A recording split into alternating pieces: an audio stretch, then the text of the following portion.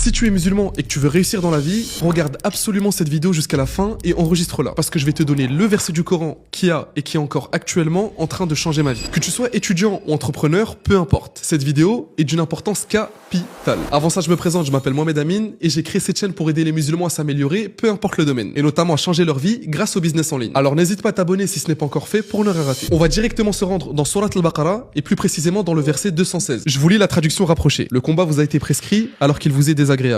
Or, il se peut que vous ayez de l'aversion, donc une répugnance ou un dégoût pour une chose, alors qu'elle vous est un bien. Et il se peut que vous aimez une chose, alors qu'elle vous est mauvaise. C'est Allah qui sait, alors que vous ne savez pas. Combien de fois nous n'avons pas eu ce qu'on voulait? Et je parle même pour moi, combien de projets se sont littéralement écroulés devant mes yeux? Des mois de travail et des milliers d'euros qui partent littéralement à la poubelle. Et ça va très certainement vous arriver au cours de votre vie, de faire toutes les causes, de faire un maximum d'invocations, mais qu'Allah Azza wa Jal ne vous accorde pas ce que vous espérez. Mais qu'est-ce que dit ce verset? Allah Azza wa Jal ne fait pas les choses au hasard. Il se peut que cette chose que tu espérais tant allait littéralement gâcher ta vie. Ou peut-être que c'était pas encore le bon moment pour toi de réussir ou de lancer ce projet. Et c'est justement à ce moment-là que tu dois t'efforcer de travailler encore plus, de multiplier les causes et de continuer à placer ta totale confiance en Allah Azza wa Jal. Crois-tu vraiment qu'Allah Azza wa Jal ne va pas t'éprouver sur le chemin de la réussite? Et il se peut même que c'est justement cet échec pour lequel tu es éprouvé de la haine et de la colère qui va te faire réussir sur le long terme dans quelque chose de meilleur. Et je l'ai moi-même vécu car j'ai été exactement dans cette situation. À l'unique condition que tu continues à faire les causes tout en plaçant ta totale confiance en Allah Azza wa Jal. Car il sait ce qu'il y a de mieux pour toi. Qu'Allah nous facilite